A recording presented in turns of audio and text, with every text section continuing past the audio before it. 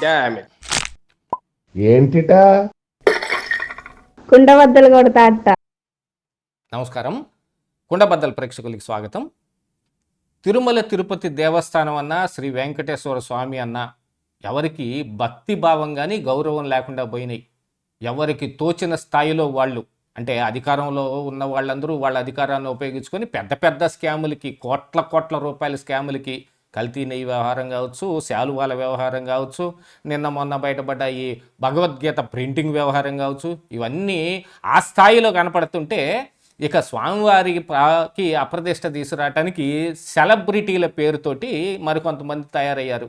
నోటికొచ్చిన మాటలన్నీ మాట్లాడి ఇప్పుడు తాజాగా మరి దివ్యల మాధురి, తనూజ పైకి వెళ్ళి వాళ్ళు కేక్ కటింగ్ చేసి బర్త్డే సెలబ్రేషన్ చేసుకుంటున్నారు. ఏదో డెస్టినేషన్ ఫంక్షన్కి వెళ్ళినట్టుగా కనపడతా ఉంది తిరుమల వెళ్ళటం అంటే. అసలు ఇదంతా జరుగుతుంటే తిరుమల తిరుపతి దేవస్థానం ఏం చేస్తూ ఉన్నారు? ఆల్రెడీ టీటీడీ చైర్మన్ అయిన బిఆర్ నాయుడు మీద కొన్ని రకాలైన వీడియోలు బయటకు వస్తే ఆయన ఎవరు మాట్లాడకుండా గ్యాగ్ ఆర్డర్ తెచ్చుకున్నాడు. కానీ ఇలాంటివన్నీ జరుగుతుంటే ఏం చేస్తున్నారు? ఎవరిని ప్రశ్నించాల్సిన అవసరం ఉంది? అది మొత్తం ఈ వీడియోలో మీకు పూర్తిగా అర్థమయ్యే విధంగా మన ప్రశ్నల్ని ఖచ్చితంగా ఇప్పుడున్న వాళ్ళకి చేరువయ్యే విధంగా ఈ వీడియోలో ప్రశ్నించబోతున్నాం. వీడియో నచ్చితే ఖచ్చితంగా లైక్ చేయండి, ఇంకా 10 మందికి షేర్ చేయండి. అలాగనే మన కొండబద్దలు ఛానల్ని ఇంకా సబ్స్క్రైబ్ చేసుకొని వాళ్ళు ఉంటే ఇమ్మీడియట్గా సబ్స్క్రైబ్ చేసుకోండి. నోటిఫికేషన్ల ద్వారా లేటెస్ట్ వీడియోలన్నీ మీ దాకా వచ్చి చేరతాయి. ఇక అసలు విషయానికి వస్తే నిన్న తాజాగా జరిగిన ఒక అంశం ఏమిటి? దువ్వాడ శ్రీనివాసు, దివ్యల మాధురి వీళ్ళ గురించి ప్రపంచ దేశంలో ఉన్న అందరు తెలుగు వాళ్ళకి తెలుసు. 2 తెలుగు రాష్ట్రాల్లోనే కాదు, ఆస్ట్రేలియా, న్యూజిలాండ్, అమెరికా, కెనడా, ఎక్కడెక్కడ ఉన్న వాళ్ళందరి ఇళ్లలోకి జ్వరపడిపోయారు వీళ్ళు రీల్స్ రూపంలో. గతంలో వీళ్ళిద్దరూ తిరుమల వెళ్ళి స్వామివారి దర్శనం చేసుకున్నాక మాడవీధుల్లో చట్టాపట్టాలు వేసుకుంటూ తిరుగుతూ రీల్స్ చేసి ఒక రకంగా వార్నింగ్కు గురయ్యారు. అయినా కూడా వీళ్ళకేం బుద్ధి రాలేదు. కేవలం వీళ్ళే అనుకుంటే కాదు, మరి గతంలో తిరుమలలో ఇంకా ఇట్లాంటివి రీల్స్ కూడా చాలా వచ్చాయి. నిన్న మొన్న వచ్చిన గీతూ రాయల డ్యాన్సులు కావచ్చు, లేకపోతే శివాని అనే ఒక హీరోయిన్ ఎవరో నన్ను తీసుకెళ్ళి స్వామివారి మీద 15 నిమిషాలు అట్నే నుంచోబెట్టారు.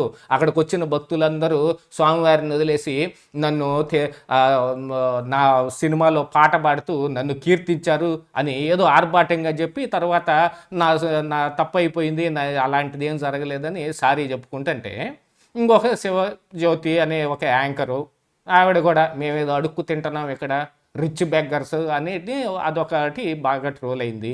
ఇప్పుడు ఏంటయ్యా అంటే బిగ్ బాస్లో ఈ దివ్యల మాధురి వెళ్ళినప్పుడు అక్కడ ఆవిడ తోడైన తనూజ ఆవిడ బర్త్డేని నిన్న తిరుమలలో సెలబ్రేట్ చేశారు. అదేదో స్వామివారి దర్శనానికి వెళ్ళినట్టో పుణ్యక్షేత్రానికి వెళ్ళినట్టు ఏం కనపడటం లేదు. ఏదో డెస్టినేషన్ ఫంక్షన్ చేసుకోవటానికి ఒక ఫంక్షన్ హాల్కి వెళ్ళినట్టుగా ఫీల్ అవుతూ ఉన్నారు.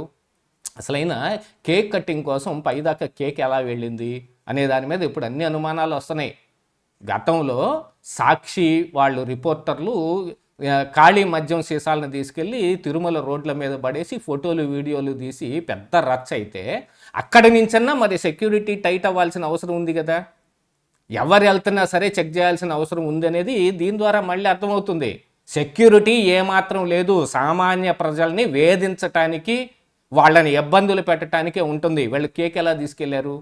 అది ఎగ్లెస్ కేకా, ఎగ్గు లేని కేకా, ఎగ్గు ఉన్న కేకా అనేది ఇక అప్రస్తుతమైన మ్యాటర్ ఇక్కడ.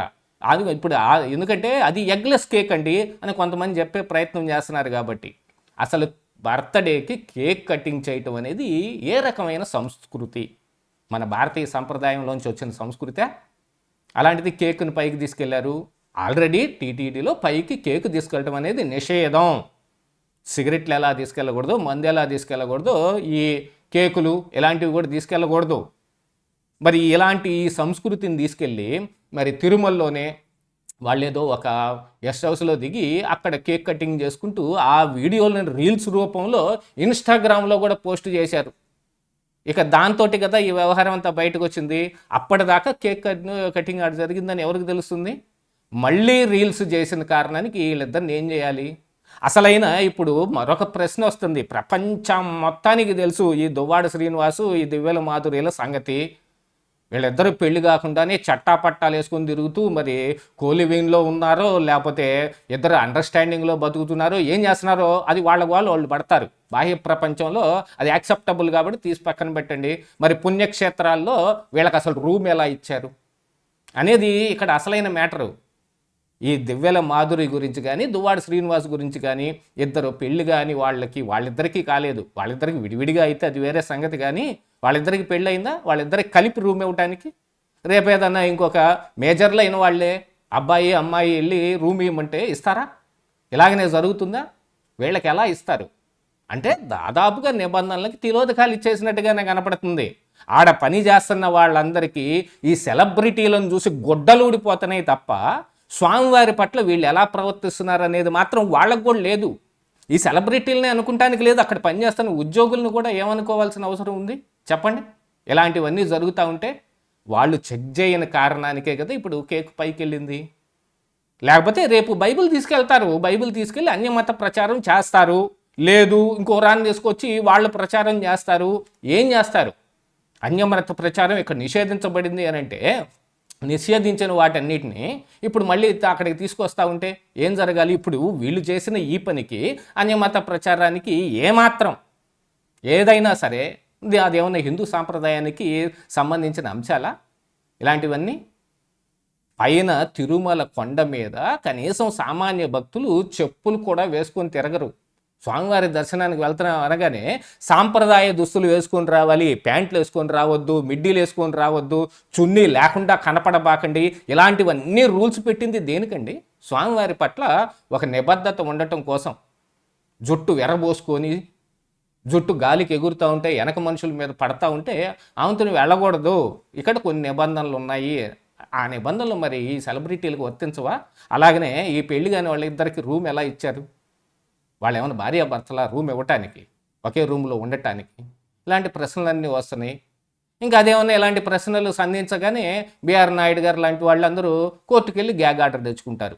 సరే, ఆయన తెచ్చుకుంది రాజకీయం మిళితమైన కొన్ని వీడియోల మీదనే అనుకుందాం, ఆ వీడియోల మీదను దాని మీద మాట్లాడకూడదు అని. కానీ చైర్మన్ హోదాలో ఉన్న ఆయన ఇలాంటి వాటన్నిటిని ప్రోత్సహిస్తున్నాడేమో అన్నట్టుగా ఇప్పుడు కనపడటం లేదా? దీనికి ఏం సమాధానం చెబుతారు? ఇప్పుడు టీటీడీ బోర్డు కావచ్చు, మరి ప్రభుత్వంలో ఉన్న పెద్దలు కావచ్చు, ఖచ్చితంగా మనం కూడా ప్రశ్నించాల్సిన అవసరం ఉంది. వాళ్లే బుద్ధి తెచ్చుకొని సిగ్గెరిగి ఇలాంటి పనులు చేయకుండా ఉండాల్సిన మనుషులు, కానీ వాళ్ళు ఏం చేస్తారు? సిగ్గు శరం వెరపు మొత్తం గాలికి వదిలేశారు. వాళ్ళు గాలికి వదిలేసి వెంకటేశ్వర స్వామిని చూడటానికి వచ్చామా, బర్త్డే సెలబ్రేషన్ చేసుకుంటానికి వచ్చామా అనేది కూడా స్పృహ లేకుండా చేతికొచ్చిన పనులు చేస్తూ నోటికొచ్చిన పాటలు పాడుకుంటూ ఆడ తిరుగుతూ ఉంటే దానన్నిటినీ మనం మీరు ఇలా చేయకూడదు అని వార్నింగ్లు ఇచ్చి వదిలేస్తే ఇలాగనే ఉంటుంది. మళ్ళీ మళ్ళీ ఇలాంటివే పునరావృతం అవుతానే ఉంటాయి. ఖచ్చితంగా వీటిని నిలువరింపజేయాలి. అలా చెయ్యలేదు అని అంటే ప్రజలే మీ మీద యాక్షన్ తీసుకోవాల్సిన పని కల్పిస్తారు మీకు. ఇదే ఈరోజు కుండబద్దలు.